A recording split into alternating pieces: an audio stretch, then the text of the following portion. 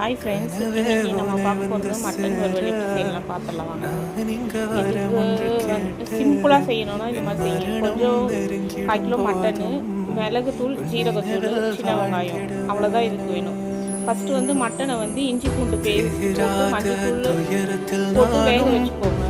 ஒரு 4 நிமிஷம் போட்டு வேக வச்சுட்டு ஒரு கடாயில் எண்ணெய், கடுகு, சின்ன வெங்காயம், கருவேப்பிலை போட்டு நல்லா வதக்குங்க. வெங்காயம் எவ்வளோக்கு எவ்வளோ வதக்குதோ அதோட தான் இதோட டேஸ்ட்டே.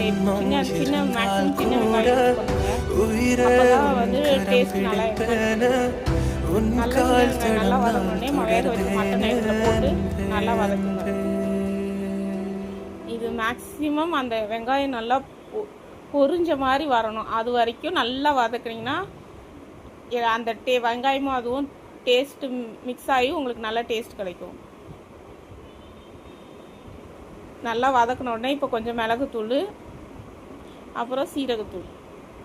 உங்களுக்கு காரம் கொஞ்சம் தூக்கலாக வேணுன்னா கொஞ்சம் மிளகாத்தூளும் போட்டுக்கோங்க, ஆட் பண்ணிக்கோங்க இதில். இப்போ பாருங்கள், இது வந்து எப்படி சேஞ்ச் ஆகிருக்கு, நல்லா வறுவல் பதத்துக்கு வந்துருச்சு.